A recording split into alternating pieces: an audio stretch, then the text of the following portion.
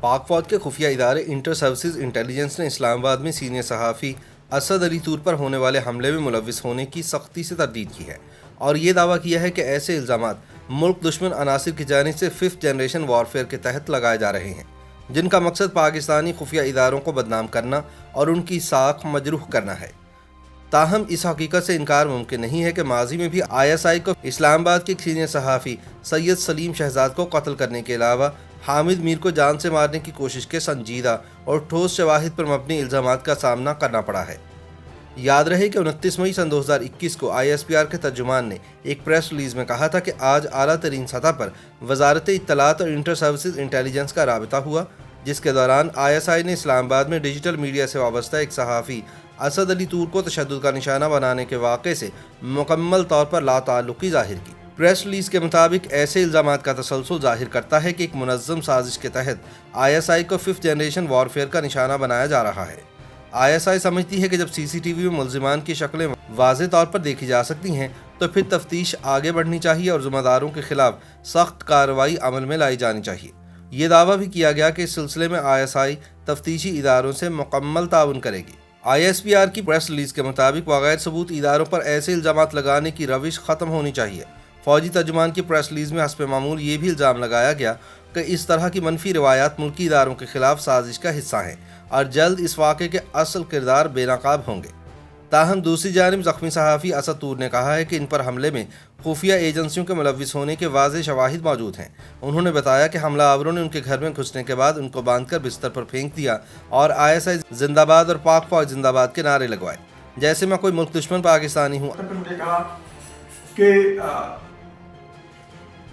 نعرہ لگاؤ پاکستان زندہ باد، اس نے پھر مجھے کہا کہ اب نعرہ لگاؤ پاک فوج زندہ باد، اب نعرہ لگاؤ ISI زندہ باد، اب نعرہ لگاؤ افغانستان مرد آباد، اب نعرہ لگاؤ انڈیا مرد آباد، اب نعرہ لگاؤ اسرائیل مرد آباد۔ اور میں وہی ہوں کی آواز میں اس کے دیے ہوئے نعرے ریپیٹ کرنے کی کوشش کرتا رہا۔ اسد طور کے مطابق ان کے گھر میں گھسنے والے پہلے شخص نے اپنا تعارف کرواتے ہوئے بتایا تھا کہ I am ISI۔ ادھر تک پیچھے دھکیلا اور پسٹل نکال کے اندر داخل ہو کے میرے سر پہ پسٹل رکھ لیا اور کہا کہ I am ISI اور خاموش ہو جاؤ ورنہ گولی مار دوں گا۔ اور یہ وہ کہہ کے اندر آ گیا اور اس کے پیچھے 2 اور لوگ شلوار قمیض میں اندر آ گئے اور انہوں نے پھر یہ دروازہ بند کر دیا۔ یاد رہے کہ اسد طور نے حملے سے پہلے ISI کے موجودہ سربراہ لیفٹیننٹ جنرل فیض حمید کے ایک تحصیلدار بھائی کی پروموشن کے حوالے سے کچھ ویلاگ کیے تھے۔ تاہم یہ پہلا موقع ہے کہ ISI نے کسی صحافی پر حملے میں ملوث ہونے کی تردید بذریعہ فوجی ترجمان یعنی ISPR کے ذریعے کی ہے۔ ماضی میں ISI نے سید سلیم شہزاد کے قتل اور حامد میر پر قاتلانہ حملے کی براہ راست تردید کی تھی۔ یاد رہے کہ اپریل سن 2014 میں جیو نیوز سے وابستہ سینئر صحافی اور اینکر پرسن حامد میر کو کراچی میں قاتلانہ حملے کا سامنا کرنا پڑا تھا، لیکن خوش قسمتی سے وہ 6 گولیاں لگنے کے باوجود زندہ بچ گئے۔ حملے سے پہلے حامد میر کو تب کے ISI سربراہ جنرل ظہیر الاسلام کی جانب سے دھمکیاں موصول ہوئی تھیں۔ بتایا جاتا ہے کہ اس واقعے سے صرف 3 روز پہلے خفیہ ایجنسی کا 3 رکنی اعلیٰ سطحی وفد دبئی جا کر جیو ٹی وی کے مالک میر شکیل الرحمان سے ملا تھا اور حامد میر کے حوالے سے آخری حد تک جانے کا عندیہ دیا تھا۔ واقعے کے بعد سینئر صحافی عامر میر کی جانب سے حامد میر پر کراچی حملے کا الزام ISI سربراہ لیفٹیننٹ جنرل ظہیر الاسلام پر لگایا گیا تھا۔ اس حوالے سے سپریم کورٹ کا 3 رکنی تحقیقاتی کمیشن بھی تشکیل دیا گیا، لیکن نہ تو اس کی رپورٹ آئی اور نہ ہی نامعلوم حملہ آوروں کو بے نقاب کیا جا سکا۔ اس سے پہلے مئی سن 2011 میں اسلام آباد میں فورن میڈیا سے وابستہ ایک پاکستانی صحافی سید سلیم شہزاد کو اغوا کے بعد قتل کر دیا گیا تھا، لیکن ایک اعلیٰ سطحی تحقیقاتی کمیشن تشکیل دیے جانے کے باوجود ان کے قاتلوں کا بھی کوئی سراغ نہیں مل سکا۔ سلیم شہزاد کے قتل کا الزام تب کے ISI سربراہ لیفٹیننٹ جنرل احمد شجاع پاشا پر عائد کیا گیا تھا۔ بعد ازاں امریکی میڈیا نے اس الزام کی تصدیق کر دی تھی۔ 4 جولائی سن 2011 کو امریکی اخبار نیو یارک ٹائمز نے اپنی رپورٹ میں بتایا تھا کہ امریکی انتظامیہ کے حکام کو یقین ہے کہ پاکستان کی خفیہ ایجنسی ISI نے سلیم شہزاد کے قتل کا حکم دیا تھا، کیونکہ سلیم شہزاد نے شدت پسندوں کے پاک فوج میں گہرے مراسم کا انکشاف کیا تھا۔ یاد رہے کہ سلیم شہزاد کو 29 مئی سن 2011 کو اسلام آباد سے اغوا کیا گیا تھا اور 2 دن بعد ان کی لاش منڈی بہاؤالدین کے علاقے سے ملی تھی۔ سلیم شہزاد کی لاش پر تشدد کے نشانات تھے اور حقوق انسانی کی عالمی تنظیم ہیومن رائٹس واچ نے بھی اس واقعے کا ذمہ دار پاکستانی خفیہ ایجنسیوں کو ٹھہرایا تھا۔ تاہم صحافی کی موت کے 2 روز بعد ISI نے سلیم شہزاد کے قتل میں ملوث ہونے کی تردید کی تھی اور کہا تھا کہ صحافی کی ہلاکت کی آڑ میں پاکستان کی اہم ترین سیکیورٹی ایجنسی کو بدنام کیا جا رہا ہے۔ بیان میں کہا گیا تھا کہ ذرائع ابلاغ کا ایک حصہ اس واقعے کو بنیاد بنا کر ISI کو بدنام کر رہا ہے۔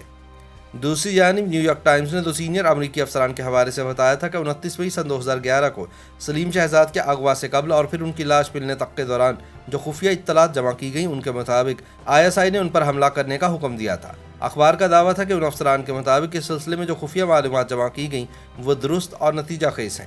نیو یارک ٹائمز کے مطابق ایک سینئر امریکی افسر کا کہنا تھا کہ اس قتل سے پتہ چلتا ہے کہ عمومی تاثر کے عین مطابق ISI کا یہ فعل کس قدر بہیمانہ اور ناقابل قبول ہے۔ یاد رہے کہ سلیم شہزاد کے قتل کے وقت general Ashfaq Pervez Kayani army chief تھے اور lieutenant general Ahmed Shuja Pasha ISI سربراہ کے طور پر کام کر رہے تھے۔ تحقیقات کے مطابق سید سلیم شہزاد کو اسلام آباد سے اغوا کرنے کے بعد خفیہ ایجنسی کے دفتر لے جایا گیا، جہاں تشدد کے دوران وہ جان کی بازی ہار گئے۔ تاہم مدعا غائب کرنے کے لیے خفیہ والوں نے سید سلیم شہزاد کی لاش کو ان کی گاڑی میں ڈال کر NLC ٹرالر کے ذریعے اسلام آباد سے منڈی بہاؤالدین منتقل کیا اور وہاں ان کی گاڑی کو ایک نہر میں پھینک دیا گیا۔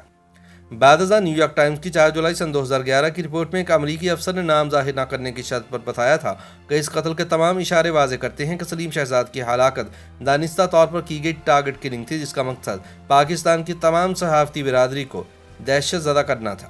جب نیو یارک ٹائمز نے قتل کے بارے میں ISI کے ترجمان سے پوچھا تو اس نے اس معاملے پر بات کرنے سے انکار کر دیا تھا۔ کہا جاتا ہے کہ سید سلیم شہزاد کے قتل کے حوالے سے امریکی CIA نے معلومات اکٹھی کی تھی جو کہ نیو یارک ٹائمز کو لیک کی گئیں۔ سلیم شہزاد اسلام آباد میں ایشیا ٹائمز آن لائن کے بیورو چیف تھے۔ ان کے قتل کی فوری وجہ ایشیا ٹائمز میں شائع ہونے والی ایک خبر بنی، جس کے مطابق پاکستان بحریہ کے کراچی مہران بیس پر القاعدہ شدت پسندوں کے حملے کی فوری وجہ القاعدہ اور بحریہ افسران کے درمیان رابطوں کا منقطع ہو جانا تھا۔ 29 مئی سن 2011 کو سلیم شہزاد اسلام آباد میں اپنے گھر سے ایک ٹیلی ویژن چینل کو انٹرویو دینے کے لیے نکلے اور پھر لاپتہ ہو گئے۔ اسی دوران پاکستان میں ہیومن رائٹس واچ کے نمائندے علی دایان حسن نے بتایا کہ سلیم شہزاد نے کہا تھا کہ اگر وہ لاپتہ یا قتل ہو جائیں تو اس کی ذمہ داری ISI پر عائد ہوگی۔ پھر 31 مئی کو پولیس نے اطلاع دی کہ اسلام آباد سے 140 کلومیٹر کے فاصلے پر پنجاب کے ضلع منڈی بہاؤالدین میں ایک نہر میں گری ہوئی گاڑی سے سلیم شہزاد کی لاش ملی ہے، جس پر تشدد کے نشانات ہیں۔ تب صحافی برادری نے اس قتل کی ذمہ داری ISI پر عائد کرتے ہوئے کہا تھا کہ سلیم کا قتل دراصل صحافیوں کے لیے انتباہ ہے کہ حد سے زیادہ مت بڑھو اور اوقات میں رہو۔ تاہم سلیم شہزاد کے بہیمانہ قتل کے 10 برس بعد بھی چند سرفرے صحافی اپنی آئینی حدیں کراس کرنے والے طاقتور ریاستی اداروں کے خلاف برسر پیکار ہیں اور اپنی حد میں رہنے پر آمادہ نہیں، لہٰذا صحافیوں پر حملوں کا سلسلہ رکنے کی بجائے مزید تیز ہو چکا ہے۔